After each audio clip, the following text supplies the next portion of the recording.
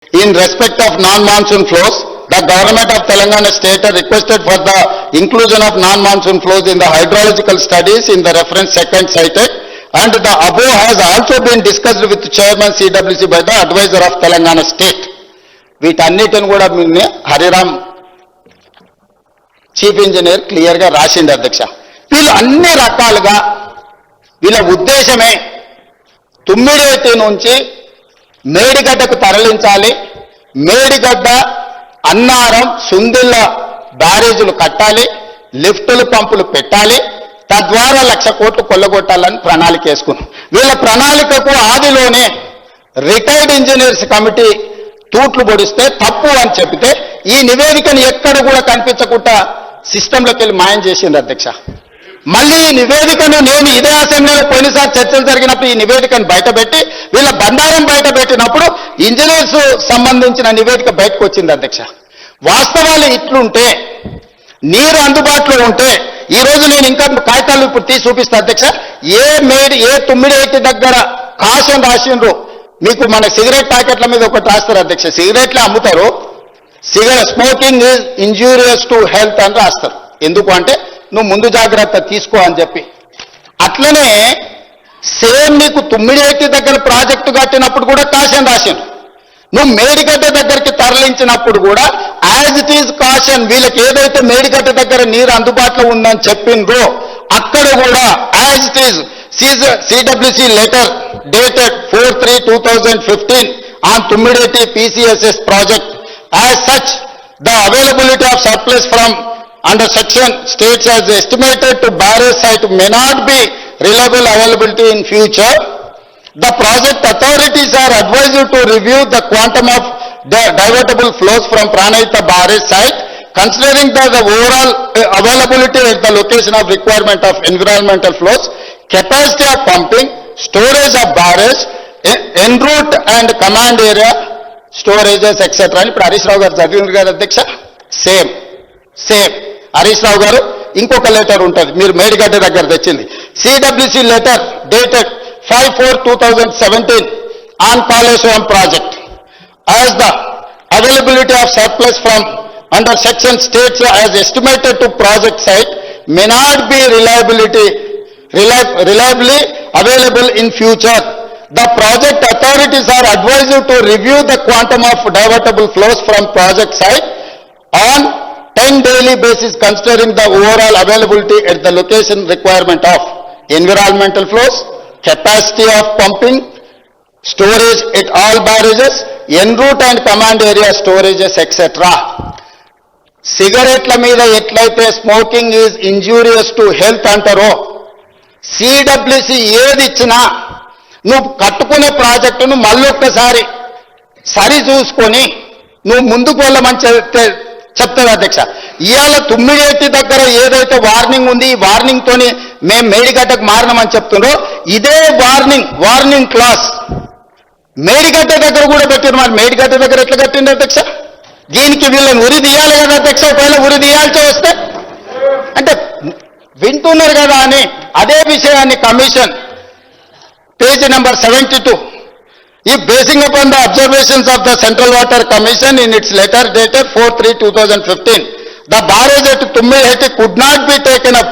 The same reason holds good for construction of barrage at Medigadda also. ఈ commission report లో 72 పేజీల స్పష్టంగా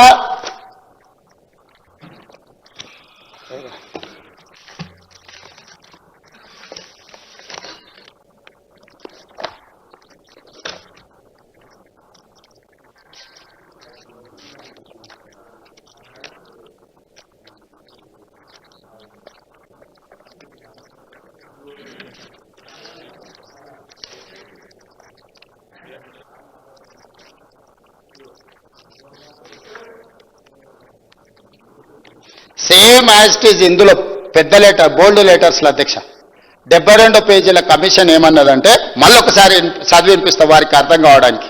ఎందుకంటే వారు అర్థమైనా అర్థం కానట్టు నటిస్తారు.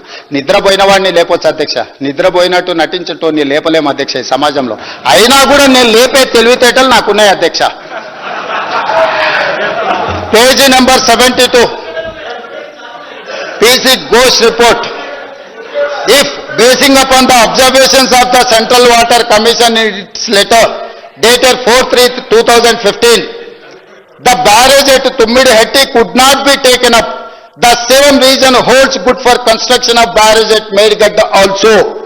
నువ్వు ఏ రీజన్ తోనైతే తుమ్మిడిహెట్టి దగ్గర నేను బ్యారేజ్ కట్టను, ప్రాజెక్టును నేను మేడిగడ్డకు తరలిస్తున్నా అని చెప్పినవో సేమ్ రీజన్స్ మేడిగడ్డ బ్యారేజ్ దగ్గర ఉన్నాయి. కాబట్టి అక్కడ నువ్వు చెప్పిన రీజన్ సహేతుకం కాదు. నువ్వు సమయానుకూలంగా నువ్వు చేయాల్సిన తప్పులకు ఒక ముసుగు దొడుక్కుంటున్నావని ఈ రిపోర్ట్ ఇచ్చింది అధ్యక్ష. అందుకే ఈ రిపోర్ట్ మీద వాళ్ళకి అంత కక్ష, ద్వేషము, పగ అధ్యక్ష. అందుకే అట్లా మాట్లాడుతున్నారు అధ్యక్ష. ఇప్పటికైనా హరీష్ రావు గారు ఈ వాస్తవాలను కమిషన్ రిపోర్ట్ ఇచ్చింది. మీరు న్యాయస్థానం ముందర మీకు కావాల్సిన అన్ని వాదనలు చేస్తారు. ఇక్కడ మీరు ఏ వాదన చేసినా నాకేం అభ్యంతరం లేదు. కాకపోతే ఈ సభను తప్పుదోవ పట్టించకండి దయచేసి. ఈ సభలో శాశ్వతంగా ఉండే రికార్డు ఇది. ఈ రికార్డు భవిష్యత్ తరాలు వచ్చే ఎమ్మెల్యేలు కానీ లేకపోతే ప్రభుత్వాలు కానీ మీరు ఇచ్చే తప్పుడు సమాచారం చదివి ఇదే నిజం కాబోలు అనుకొని వాళ్ళు భ్రాంతికి లోనే అవకాశం ఉంది. కాబట్టి దయచేసి హరీష్ రావు గారు వాస్తవాలన్నీ ఇక్కడ ఉన్నాయి. కమిషన్ వీటన్నిటిని పరిగణలోకి తీసుకుంది. దయచేసి మీరు వాస్తవాలు ఏమన్నా ఉంటే మీరు చెప్పండి. అది ప్రజలకు కూడా ఒక అవగాహన వస్తుంది.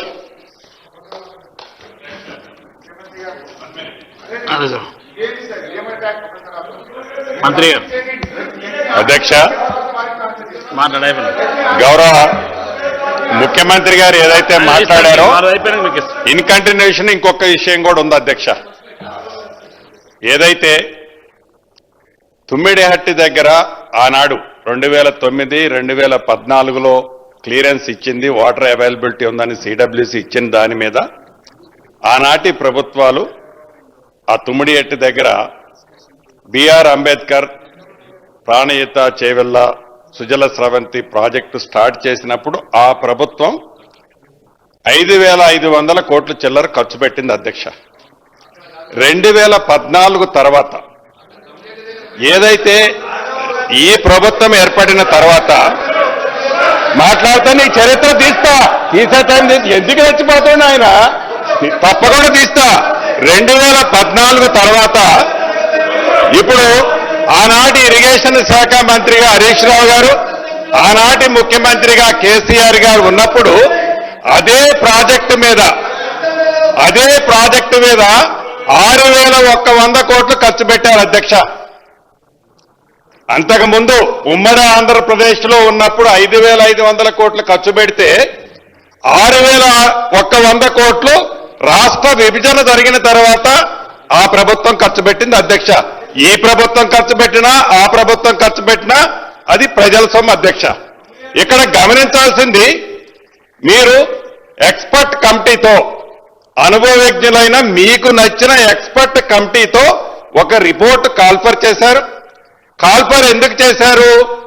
దాన్ని అవాయిడ్ చేపట్టడం కోసం. ఏదైతే తుమ్మిడిహట్టి దగ్గర కట్టిన, ఇందాక గౌరవ ముఖ్యమంత్రి గారు అనేక జీవోలు కోట్ చేసి PC ఘోష్ గారు ఆ నివేదికలో ఇచ్చిన చర్చ సందర్భంగా ఆ నివేదికను ఎక్స్ప్లెయిన్ చేసేటప్పుడు దానికి సంబంధించింది ఎక్స్ప్లెయిన్ చేస్తూ ఏదైతే ఆ తుమ్మిడిహట్టి దగ్గర కట్టే దాని గురించి వివరించినప్పుడు ఆ ఉన్న ఫీజిబిలిటీని కాదు, మాకు కన్వీనియంట్ గా ఉండాలి అని మేడిగడ్డ దగ్గర బ్యారేజీకి ఈ ఎక్స్పర్ట్ కమిటీ రిపోర్ట్ ఇస్తుందని, ఆ మేడిగడ్డ దగ్గర రీడిజైన్ పేరుతో ఒక కొత్త కాన్సెప్ట్ తీసుకురాకపోతే మాకు రావాల్సింది రాదు అని ఒక మంచి ఆలోచనతో మీరు ప్లాన్ చేశారు అధ్యక్ష.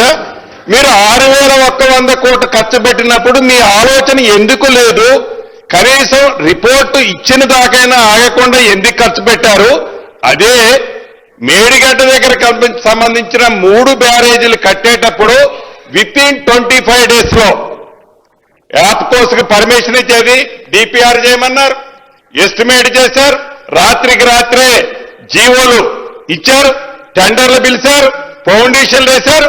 20-25 రోజుల్లోనే ఈ 3 ప్రాజెక్టులు కట్టారు. మీరు అక్కడ ఎక్స్పర్ట్ కమిటీ ఇచ్చిన రిపోర్టుని పక్కన పెట్టారు. 6,100 కోట్లు ఎట్లా ఖర్చు పెట్టారన్నది ఒక అంశం అధ్యక్ష.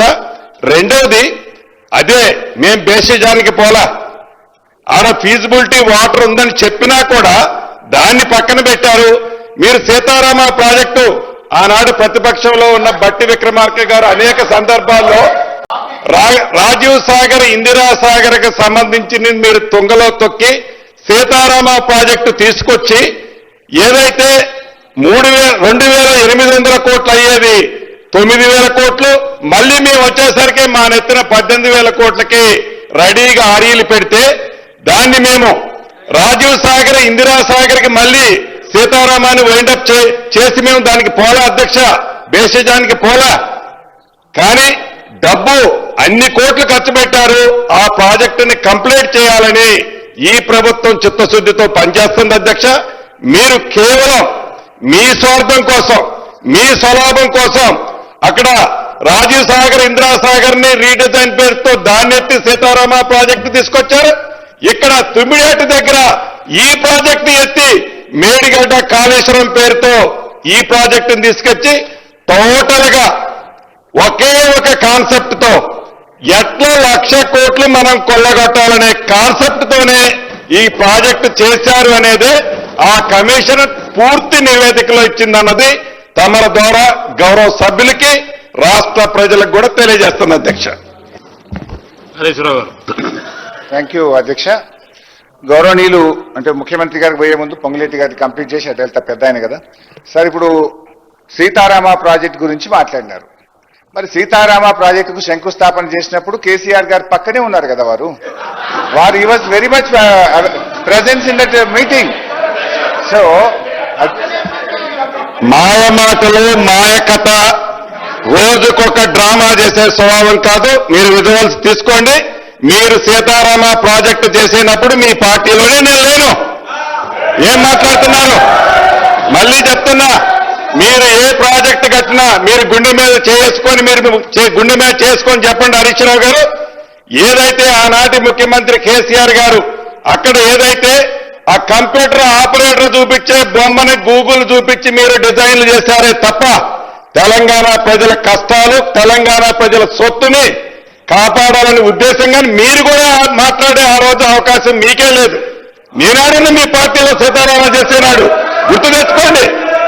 అపోజిషన్ లీడర్ ఉండి మీరు ఏదైతే ఖమ్మం జిల్లాలో ఫౌండేషన్ వేసేటప్పుడు రోళ్లపాడు దగ్గర నేను పార్లమెంటు సభ్యుడిగా వైఎస్ఆర్ కాంగ్రెస్ పార్టీలో ఉన్నా, గుర్తు తెచ్చుకోండి. హరీష్ రావు గారు. సార్ 9 ఏళ్లు బీఆర్ఎస్ పార్టీలోనే ఉన్నారు కదా. సీతారామ ప్రాజెక్ట్ నిర్మించేటప్పుడు ఏ రోజు కూడా మీరు వ్యతిరేకించలే కదా. ఆ రోజు కూడా వ్యతిరేకించలే. ఎనీవే అయితే బీఆర్ఎస్ లో ఉంటే ఒప్పు, కాంగ్రెస్ లో పోతే తప్పవుతుందా సార్? ఎనీవే ఇప్పుడు పొంగులేటి గారిని ఒక విషయంలో